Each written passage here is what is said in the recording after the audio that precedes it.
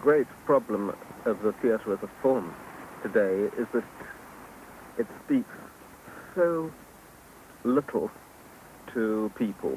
There are plays that have success, but the form itself can hardly be said to be one that speaks deeply to people in large quantities all over the world. The interesting thing is to find how on a very deep and simple instinctive level there is a common language.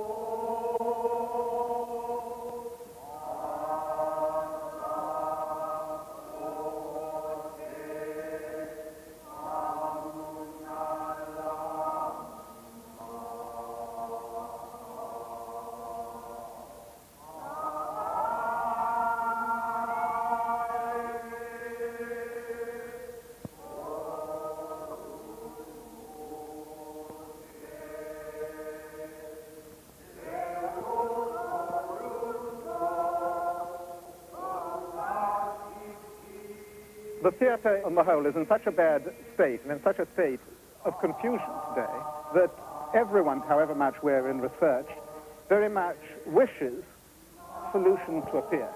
What we're trying to do in this work is to discover what lies behind and what consequently invigorates the different forms.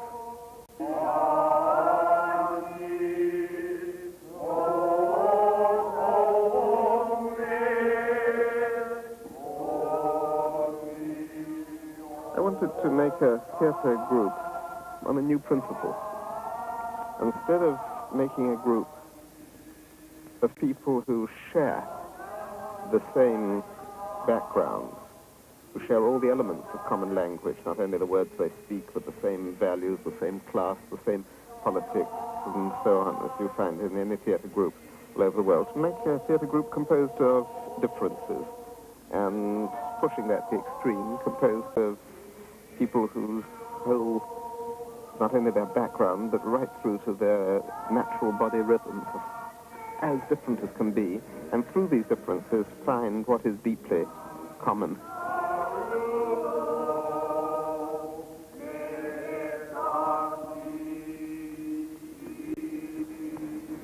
My name is Helen Lydia Mirren, and I'm from Southend-on-Sea in Essex, which is in England. I mean, I think the common interest is the fact that there isn't any common interest.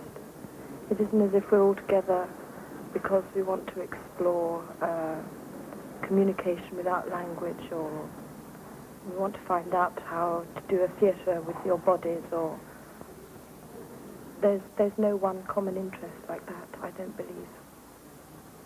I came to this group because there was nothing else at that time that I wanted to do in the theatre or in acting. And that was because I was very wearied by the theatre in England. I'd been working for 4 years, non-stop. There seemed to be absolutely no reason in carrying on with that because it wasn't progressing anywhere. The group's work attempted to be more generous than it would be if it was just concentrating on one single thing, like getting a performance right for the evening. We tried within it to go out into the streets and find our relationship with the neighborhood. And yet that was just a portion of it. We also tried to come back inside and in great stillness and concentration find our relation with more subtle and difficult aspects of our work that normally escape us.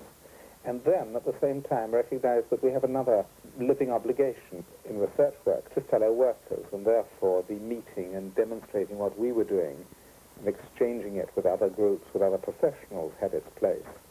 It's because of this that in our work in Brooklyn, we tried to make out of each day, each what we call a theatre day, a model day. It's clear that there can't be any human difference between what's called actor and what's called audience. we're all the same thing in that way. But there is a difference because the audience can't be prepared. That's what makes it an audience. It has just assembled. The actors, on the other hand, are different in the sense that they prepare for the event. And this tiny difference is also a gigantic one. Everything really comes from what makes this difference right and what makes it possible for this difference gradually to change. And so in the first place, the actor comes to an audience to give something. But for the actor to be able to give something, he needs to prepare what he can give. And this preparation is a very long process. One of the sides of the preparations is a tuning, like a tuning of an instrument that goes on over a long time because there are many different strings to tune in different ways.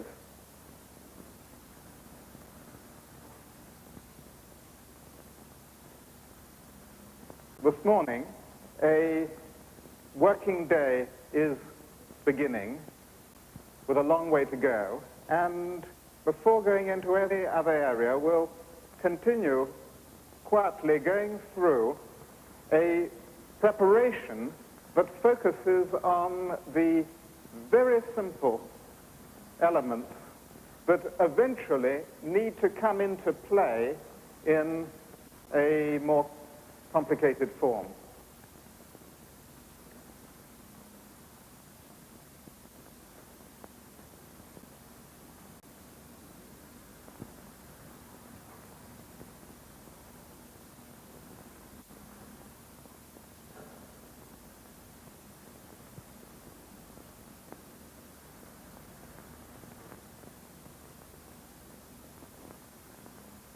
An exercise has got perhaps a general description, but it only becomes real between the people who are doing it.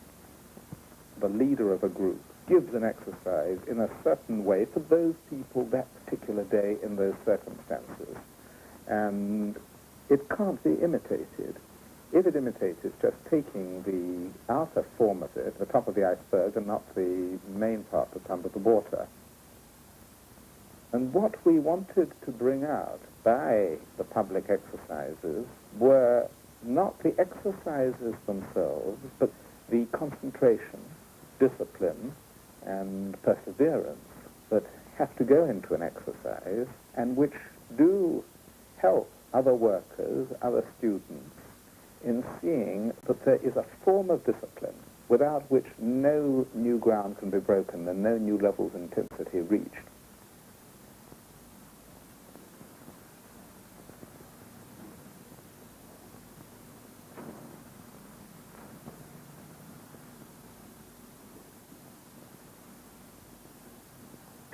It's always obviously valuable to, first thing in the morning, to do some physical exercise. Get, something going between people as well as just to warm up your body. That's the kind of exercise that's deceptively simple. In fact, to get a sort of group movement going like that takes a lot of work and concentration.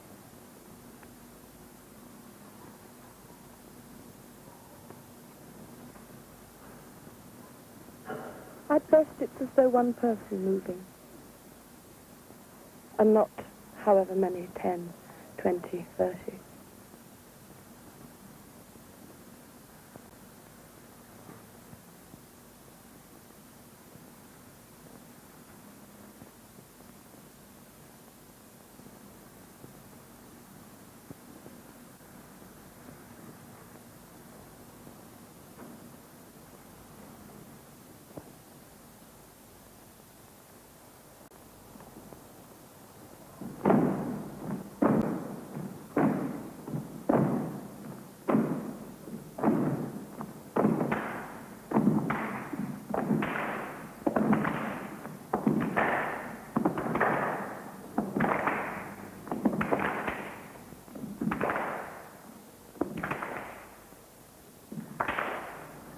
sense of possible development came as we worked together. The more we worked together, the more we shared difficulties. Bruce Myers from England joined the company 3 years ago. The way I work and the things I want to do has been defined very much by other people in the group, by the way they work, and the very considerable differences in approach, in what theatre means, the way they work in the theatre, the way they see art, and very much, that's really been the emphasis. The emphasis has been very much on forms of theatre, different forms of making truth. Truth comes from simplicity, from an aware, spontaneous reaction to another actor's invitation or demand.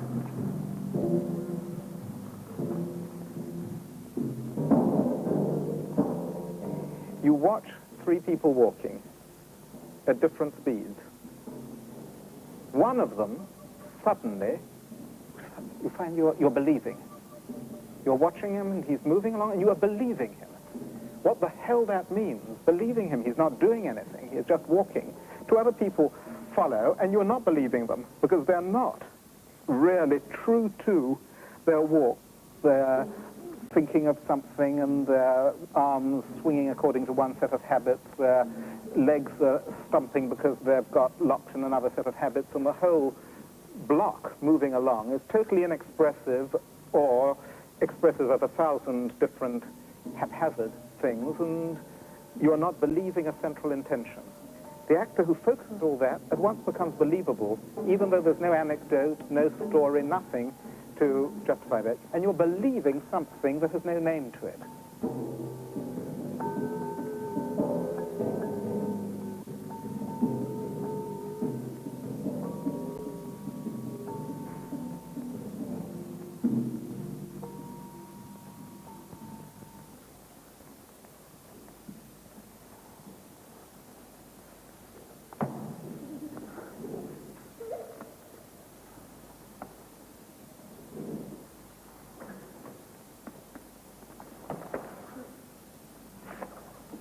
If one uses that yardstick of why one's own interest is all the time ebbing and flowing, it's perhaps the most powerful line on which one can make discoveries.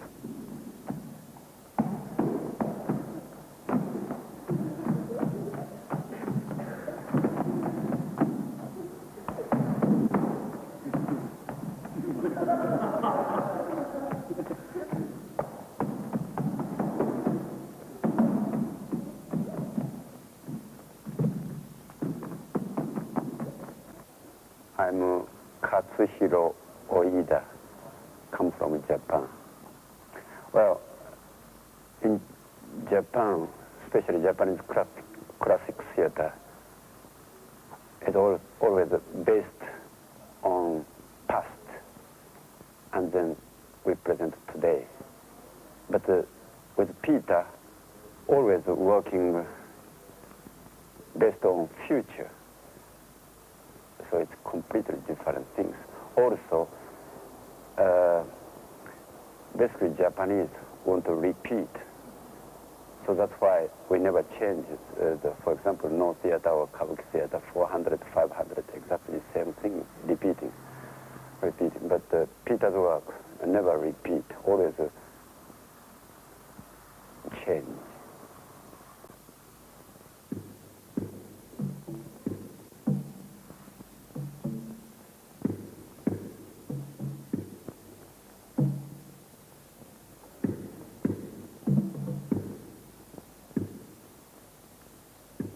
Good harmony with the mental, physical, emotion, feeling, all have to be very clear and good harmony, not only mental, not only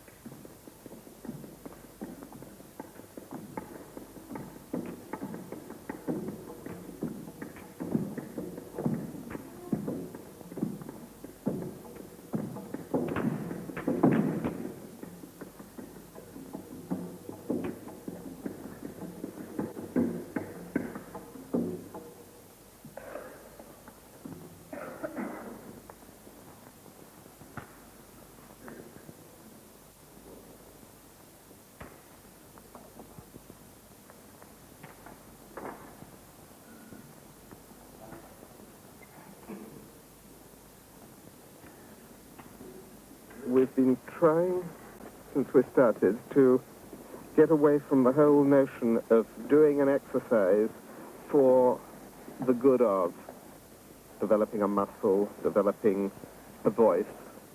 And we've tried to find what expresses itself always in a form that has a strong feeling. And we found that where moving the body for its own sake rapidly falls into some form of gymnastics, by making the movements that are guided by the stick, one is making something very beautiful, that the sticks floating through space are so beautiful in their own right that it tranquilizes the ego. The ego drops into the background. The whole sense that the theatre is a place for assertive self-expression, which is completely false, disappears, and in its place becomes a human body serving with pleasure the beauty of movements making silent geometry in space. And there is such a strong feeling provoked that the actual gymnastics, putting the body into a state of alertness, happens by itself, while the ritual, and in a sense this is our ritual, is making something that needs great attention and great quietness altogether for the deep satisfaction that that brings. It's a satisfaction in coming together in a natural and communal act. But it's a form of celebration, because making something beautiful that then disappears is a celebration.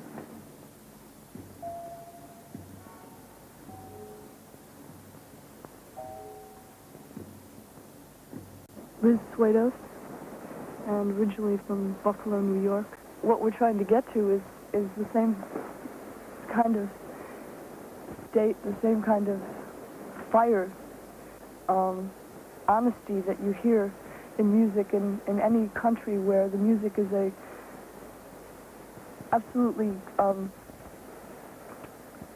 complete part of the whole way of life, of the whole way of ritual.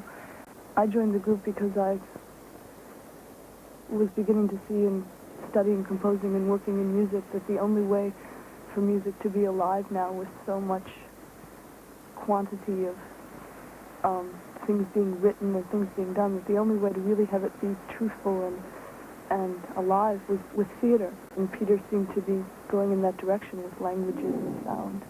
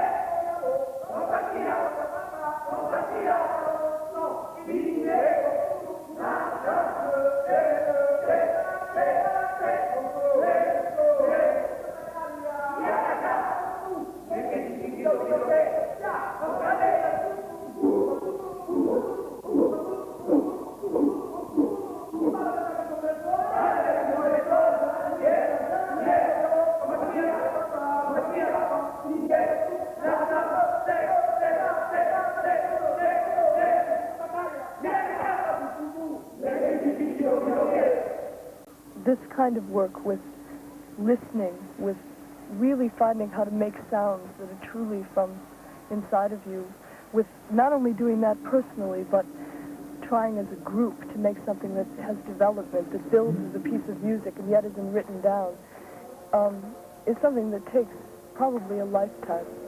Having worked intensely for a year, the group is becoming much more sensitive and much more in tune with itself.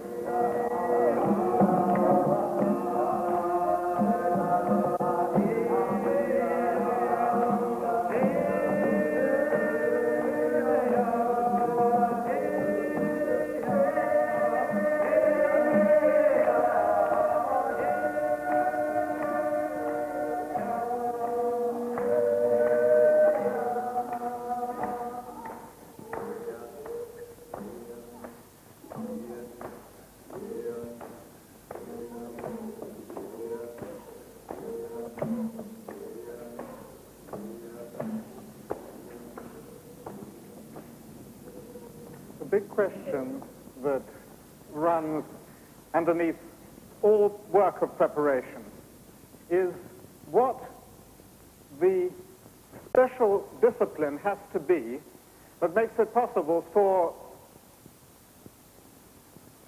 something to be found in a free form that has its own precision. Perhaps we could attempt one or two things so simple that it gives us something to look at together.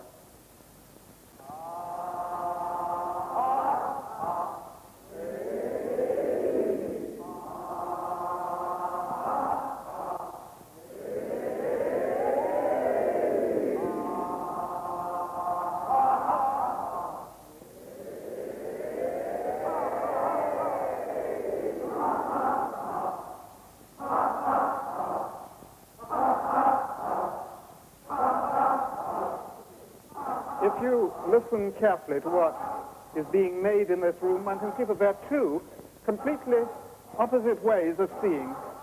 One of them is the attempt consciously to make a personal sound, a sound that is each person's form of expression. The other is, here is something that belongs to no one, and it's as strong and pure a sound as I can make and the others can make together. Now, the more completely that sound can be made, the more one finds a meaning arising. And these are the big differences, whether the sound puts a meaning into itself, whether the sound is a vehicle for letting personal feelings pour out, or whether, in a way, in trying to say this is nothing to do with me, I'm going to do something completely impersonal. I am just going to make that particular sound like a line going out into space. The discovery can be made that, of course, in trying to make it nothing but a line going into space, something more deeply personal, but of a quite different sort, comes into it, that only arises if all the thinking suddenly goes in a shared direction, not making two sounds, three sounds, but making just the one sound that's like making one line, and then finding what actually is discovered by the energy that makes. There's a way of doing it with just one conductor, and the entire room is your orchestra. I mean, you could make as many sections as you want. You can make as many people do as many things, as long as you keep track of what's going on. Is there anybody here who would like to try it?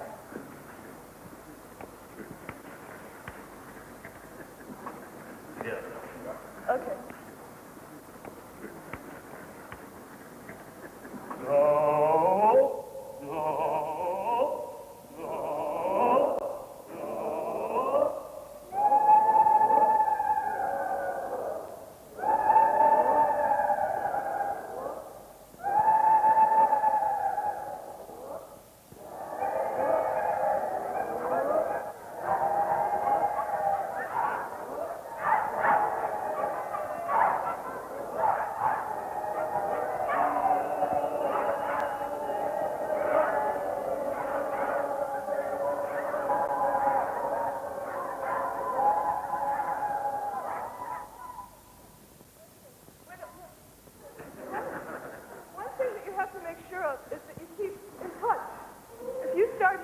half an hour ago. And you come back, they're going to lose interest. You have to, and not only that, but these sounds that you give must be alive so that they want to keep doing it. You know, it's like if they start running down when you're over there, you have to wind it back up a bit.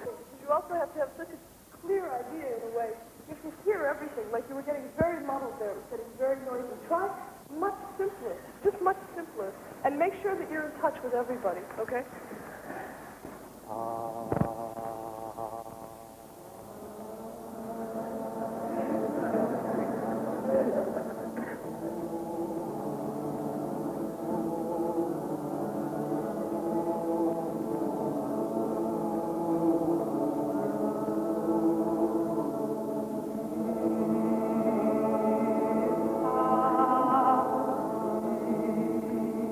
In this, one can touch the whole mystery of what theatre time is, because theatre time is different.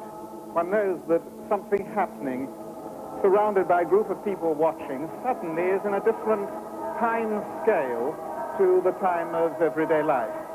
It doesn't mean that everything has to go fast. There are other ways of recognizing it which come down to intense slowness. And in between that very, very fast tempo and that very slow tempo, there is a time that lives and dies.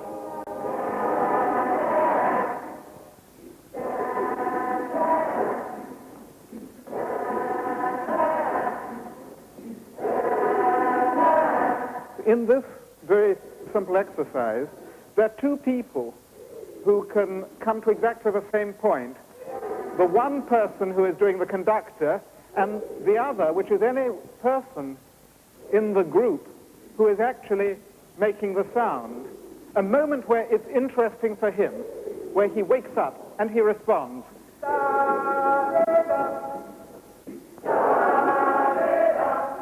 Now that has a life, and this can be watched. It's born, it lives, and it begins to die. The mystery of what refreshes, what brings the life back, again is a mystery that's touched directly both by the person doing the giving of the orders and the person receiving the orders.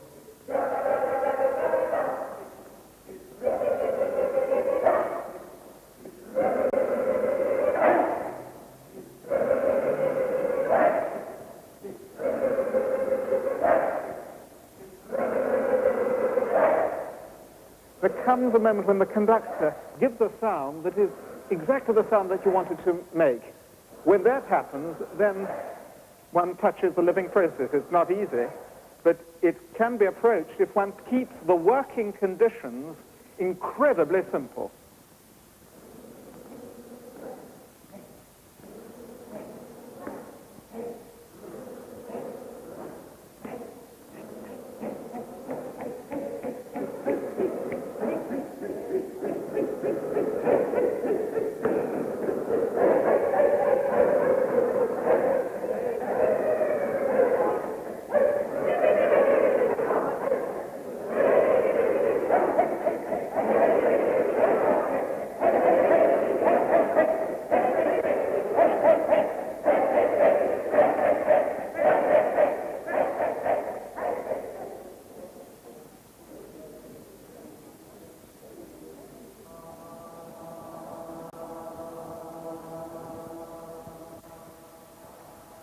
We're trying to make sounds that you can go anywhere. You can meet with any people, and they will hear the sounds, they will hear the music, and it will strike something in them. It won't be an old melody that they recognize. It won't be a rhythm that they were brought up on. But there's something in the energy, in the belief in what we're doing, which will strike.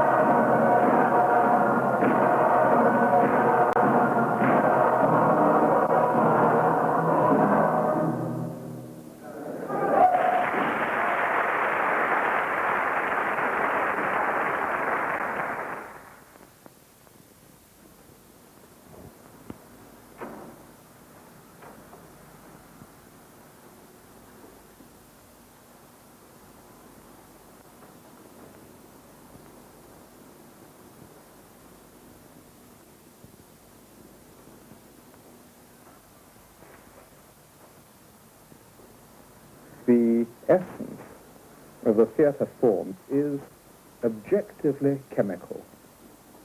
The presence of other people is the fire that brings the latent experience to the boil.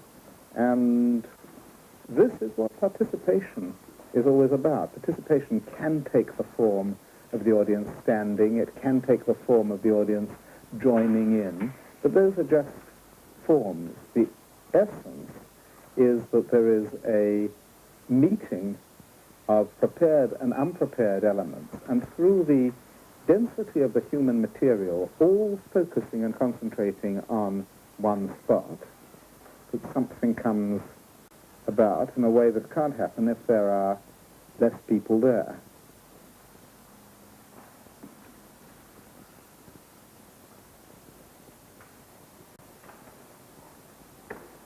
There's the sort of emotion that appears between two people in a realistic situation, and there's a very different sort of feeling that can spread through a group of people when everybody is doing a certain hand movement at the same time.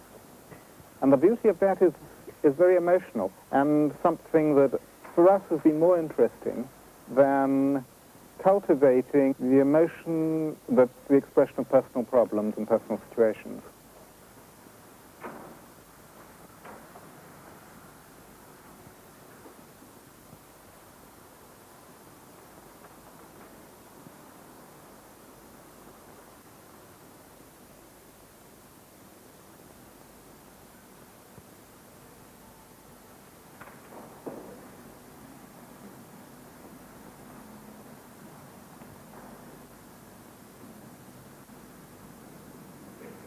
Would somebody like to make the experiment that we were attempting at the beginning of the morning, which is to see whether it's possible to find the same lightness and freedom just in walking? Try quite deliberately to change the speed of walking, trying to immediately make it totally meaningful, so that no part of you is left out. It isn't just meaningful for one part that moves faster and another drags behind. And that's where the problem begins to lie, because the head, the shoulders, the hips are all tend to move at different paces, trying to do nothing unnatural, purely and simply moving slower or faster. It's not a matter of feeling relaxed. It's a matter of a sort of tuning of yourself so that when you decide, now, I will change tempo and move faster, you're completely alive and true to this new speed.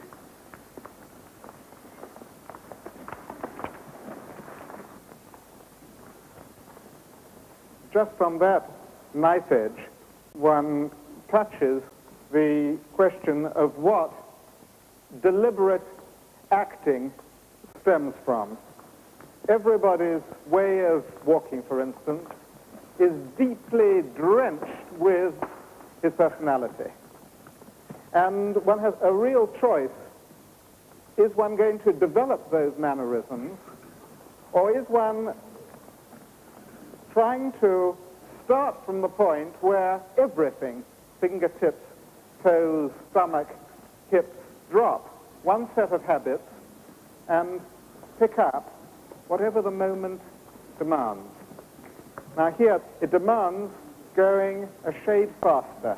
Can everything regroup itself and make a brand new individual? And the difference is that he is perfectly complete, but he is a shade faster in every way. Is it possible to find that without all the structures that come from memory, ideas, wish to portray?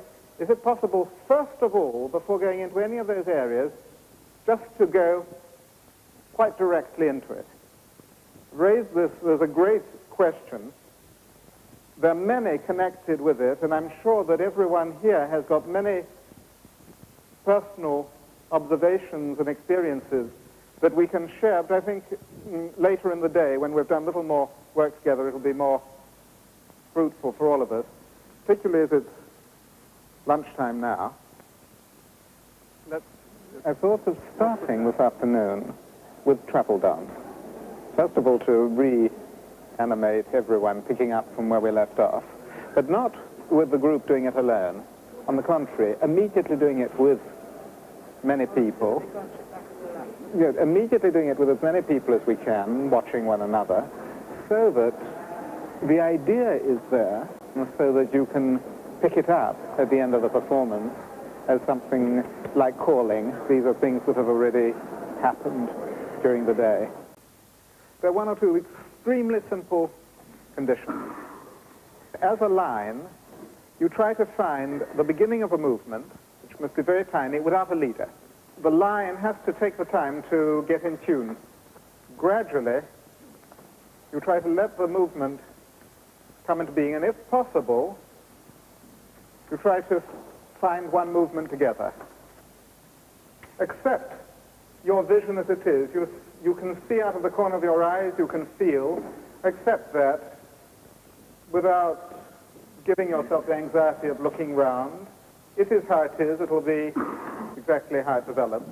The whole interest of the group is to try to be ready either to give a lead or to take it. So that if 3 people give leads, 2 give way to the third. And there can't be a rule. The lead will come from somewhere.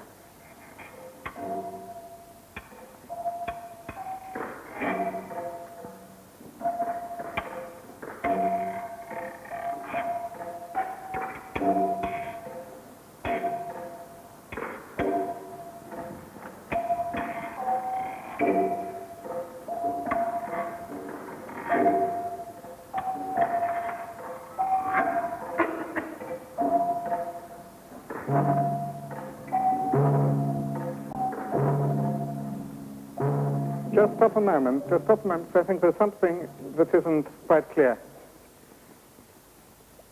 When I said there's no leader, that means there's no fixed leader.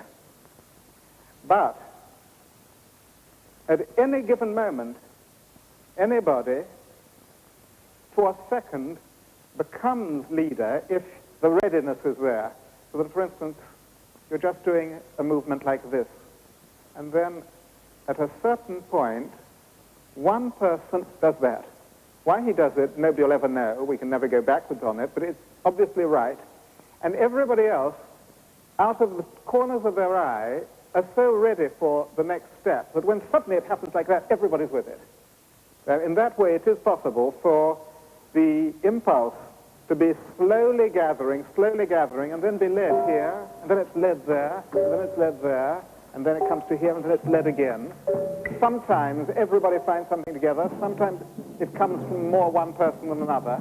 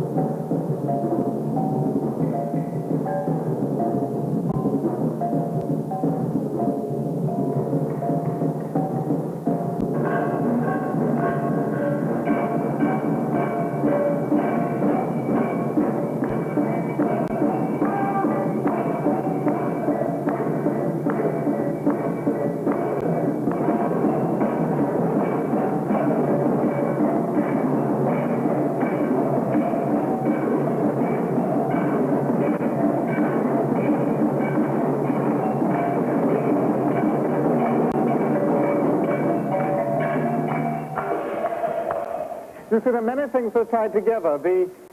The more the small, quiet portion finds a real unity, the more the opening out can also find something that seems completely free, yet in which a total unity is preserved. And since the greatest strength in an exercise is if it's quite clear when the exercise isn't. It's very hard, and perhaps it's even usually very blocking and sometimes destructive, to know in advance what it should be. That sets up something that's almost impossible to meet. It becomes true as each person within it begins to come into a more and more full and deep agreement. Then an extraordinarily strong life is ready to shoot through and guide all these forms. But the line, to go back to what we're talking about this morning about tuning, the line is exactly like strings which make a good or bad sound. Good or bad there is very clear. They make a good or bad sound depending on just how they're tuned to one another. And as that isn't something that can be done with pegs and hands, it can only be done at the moment when it's taking place, each person in his own way, by working from the image that he has of what it means to be more or less in tune. Let's take just a little fragment of elements that we've been dealing with so far today, and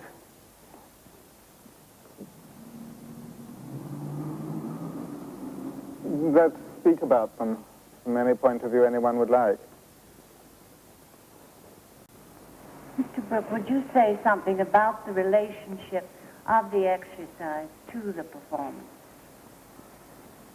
In what way? This is the place where there's usually that chasm, at least Yes. for me, a gap. To cover all that's needed in a performance will cover more than the widest span of exercise could ever cover. And any exercise just develops one point. An actor, when he goes into performance, is really doing something so amazing. The word act is a tremendous word, because very few people are capable of acting in any circumstances in life whatsoever. And yet the one human activity that is labeled acting is not a spurious thing. It carries with it this fantastically pretentious claim that for a brief period someone is actually there in front of the people fulfilling the highest demands on himself, and therefore justifying a form that is a reflection of life, because it is life taking out of its vagueness and softness and bewildering confusion and sharpened. You're dealing with elements that will only exist one time. The actual elements that are in this moment will never be repeated, so that two people doing,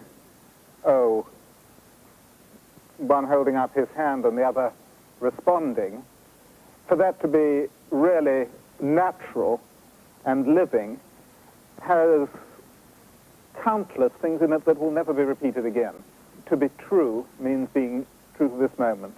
Some of us were talking actually about at lunchtime the most perfect image of improvisation in that respect is somebody on a tightrope, because what he is actually doing moment for moment couldn't be predicted nor repeated. It is, even if he went straight back on that tightrope and walked over it again, these countless adaptations really belong to that moment. Basically, the human organism and what's around it, objects, people, and then eventually social relationships. Those have to be constantly refreshed in the moment, because if they're not fresh in the moment, they never will be on a bigger scale.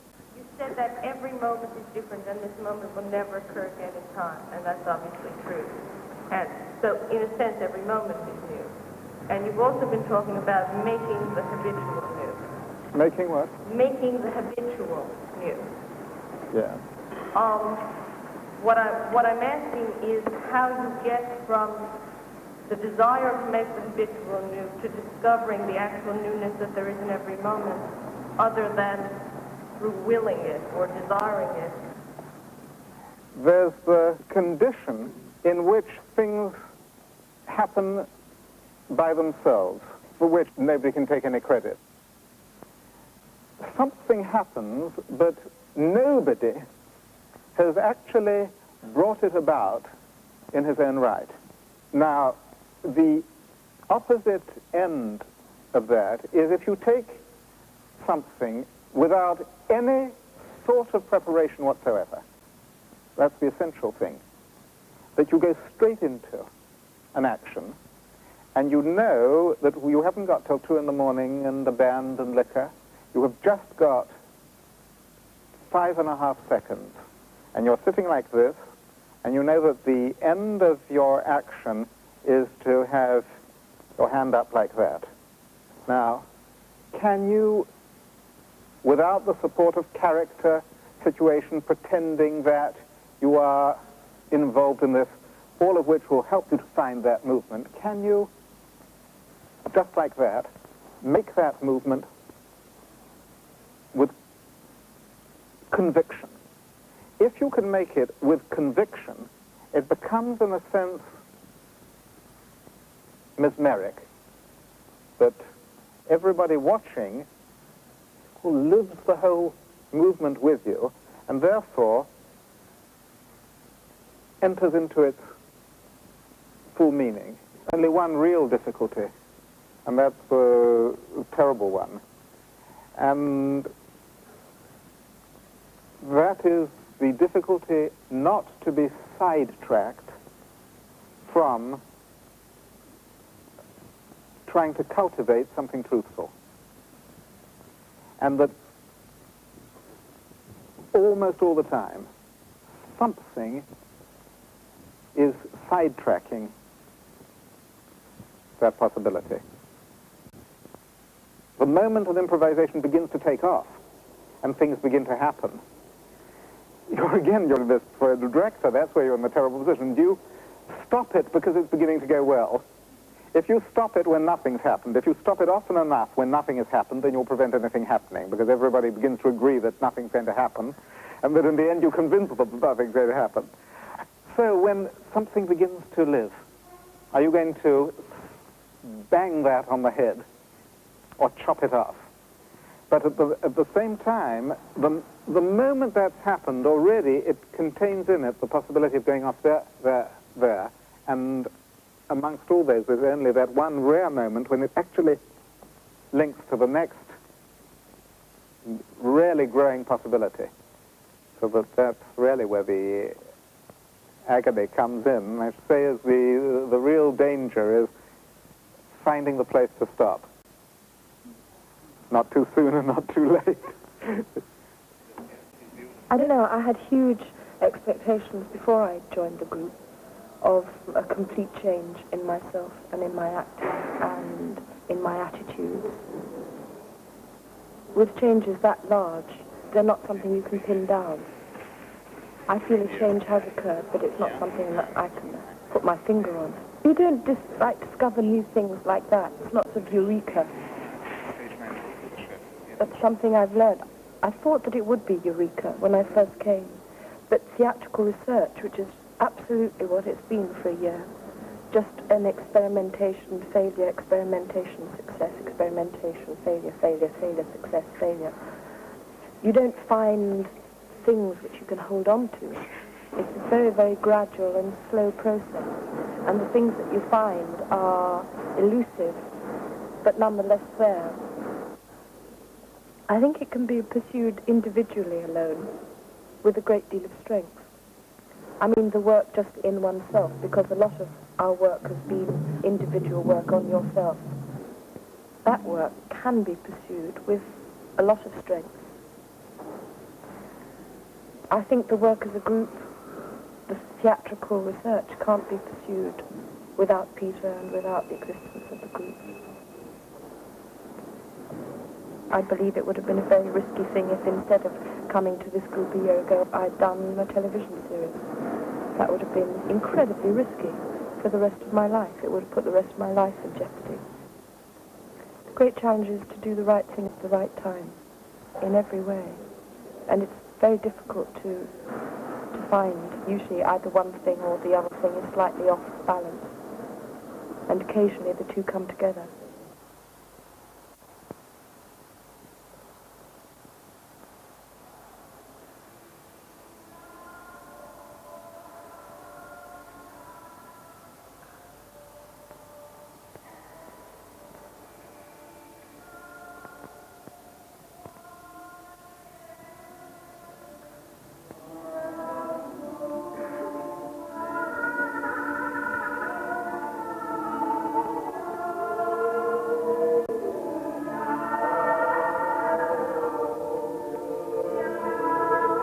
It seems that in the theatre it is possible to be awakened and illuminated to the point when one is sharing in a heightened state of awareness which one can't reach alone and in ordinary conditions. When it's found, because it is intense, unmistakable, and at the same time carries no recognizable shape, of course it's common to everyone.